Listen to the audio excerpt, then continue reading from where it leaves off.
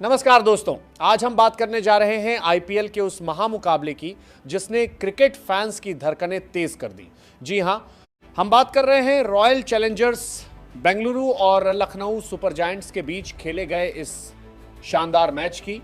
यह high voltage match Bengaluru के ऐतिहासिक एम चिन्नास्वामी स्टेडियम में खेला गया।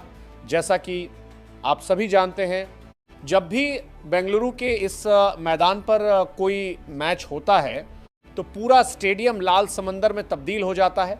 आज भी स्टेडियम में भारी भीड़ थी और दर्शकों का शोर आसमान छू रहा था।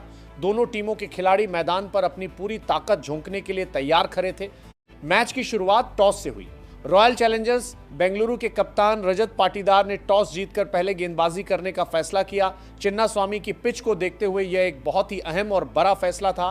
पाटीदार का मानना था कि रात के समय ओस गिरने के कारण दूसरी पारी में लक्ष्य का पीछा करना थोड़ा आसान हो जाएगा। उन्होंने अपनी टीम के गेंदबाजों पर पूरा भरोसा जताया। वहीं दूसरी तरफ लखनऊ सुपर जायंट्स के कप्तान ऋषभ पंत भी एक तगड़ी शुरुआत के इरादे से मैदान में उतरे थे। टॉस के बाद दोनों टीमों के सलामी बल्लेबाज मैदान पर उतरे।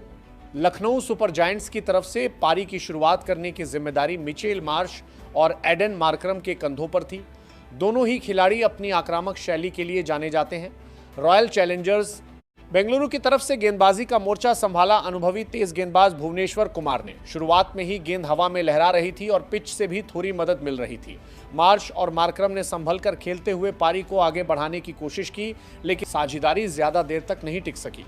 रसिक सलाम ने अपने पहले ही ओवर में एडन मार्करम को अपना शिकार बना लिया। मार्करम केवल 12 रन ही बना सके और देवदत्त पडिक्कल के हाथों कैच आउट हो गए। यह लखनऊ के लिए एक बहुत बड़ा झटका था। मार्करम के आउट होने के बाद मैदान पर आए विस्फोटक बल्लेबाज निकोलस पूरन से लखनऊ की टीम को बहुत बड़ी उम्मीदें थीं, लेकिन आज उनका बल्ला खामोश रहा।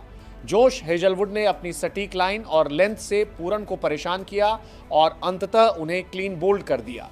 पूरन सिर्फ 1 रन बनाकर पवेलियन लौट गए। विकेट गिरने की झड़ी यहीं नहीं रुकी। इसके बाद कप्तान ऋषभ पंत मैदान पर उतरे, लेकिन वो भी कुछ खास कमाल नहीं दिखा सके। भुवनेश्वर कुमार की एक बेहतरीन आउटस्विंगर पर पंत चकमा खा गए और विकेटकीपर फिल साल्ट को एक आसान सा कैच थमा बैठे। पंत का 1 रन पर आउट होना लखनऊ सुपर जायंट्स के लिए किसी सदमे से कम नहीं था। उनकी पूरी टीम बुरी तरह लड़खड़ा गई थी। एक छोर से विकेट लगातार गिर रहे थे, लेकिन दूसरे छोर पर मिचेल मार्श ने एक छोर मजबूती से पकड़े रखा था। मार्श ने अपनी क्लास दिखाते हुए कुछ बेहद शानदार शॉट खेले। उन्होंने बड़ी सूझबूझ के साथ खराब गेंदों को बाउंड्री के पार भेजा और अपनी टीम के स्कोर को आगे बढ़ाया। मार्श ने 32 गेंदों का सामना करते हुए 40 रनों की एक बहुत ही महत्वपूर्ण पारी खेली। इस पारी में उनके बल्ले से 3 शानदार चौके और 2 गगनचुंबी छक्के देखने को मिले। जब ऐसा लग रहा था कि मार्श एक बड़ी पारी खेलेंगे, तभी कृणाल पांड्या ने उन्हें अपनी फिरकी में फंसा लिया। आधी से ज्यादा टीम पवेलियन लौट चुकी थी और स्कोरबोर्ड पर ज्यादा रन भी नहीं थे। ऐसे में इंपैक्ट प्लेयर के रूप में आयुष बदोनी को मैदान में उतारा गया। बदोनी ने आते ही अपने इरादे साफ कर दिए। उन्होंने मुकुल चौधरी के साथ मिलकर एक बेहतरीन साझेदारी की और रन रेट को बढ़ाने का काम किया। बदोनी ने बेंगलुरु के गेंदबाजों की जमकर खबर ली और मैदान के हर तरफ शॉट जरे। उन्होंने मात्र 24 गेंदों में 38 रन ठोक डाले। अपनी इस तूफानी पारी में बदोनी ने 4 बेहतरीन चौके और 1 छक्का जरा। वहीं दूसरी तरफ मुकुल चौधरी ने भी उनका भरपूर साथ निभाया। चौधरी ने 28 गेंदों का सामना करते हुए 39 रनों की एक तेज तर्रार पारी खेली, जिसमें 3 चौके और 2 छक्के शामिल थे।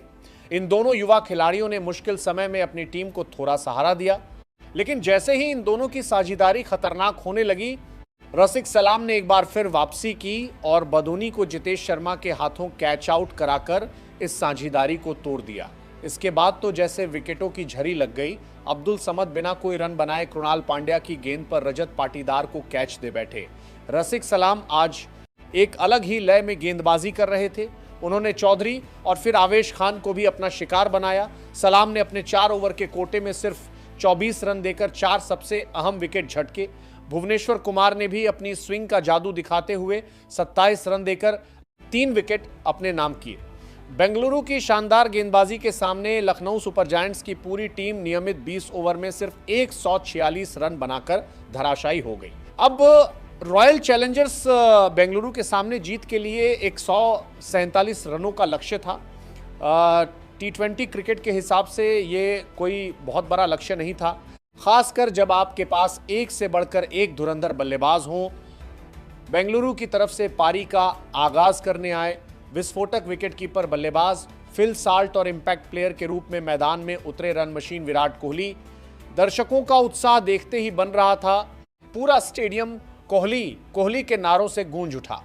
लक्ष्य का पीछा करने उतरी बेंगलुरु की शुरुआत भी थोड़ी निराशाजनक रही। पहले ही ओवर में प्रिंस यादव ने फिल साल्ट को क्लीन बोल्ड कर दिया। साल्ट केवल 7 रन ही बना पाए, लेकिन इसके बाद जो हुआ वो क्रिकेट के इतिहास में दर्ज हो गया। विराट कोहली ने अपना चिर परिचित अंदाज दिखाते हुए लखनऊ के गेंदबाजों की बखिया उधेड़ दी। उन्होंने मैदान के हर कोने में ऐसे शानदार ड्राइव और पुल शॉट जरे कि दर्शक बस देखते ही रह गए। कोहली का बल्ला आज आग भी उगल रहा था।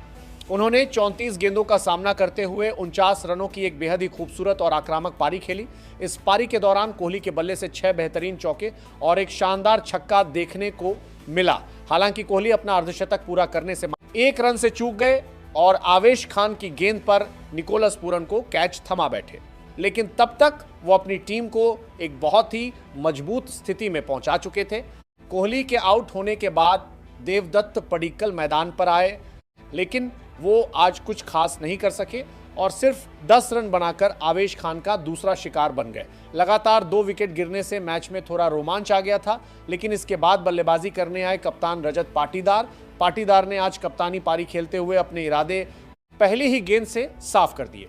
उन्होंने आते ही आक्रामक रुख अपनाया और मैदान के चारों तरफ रनों की बारिश कर दी।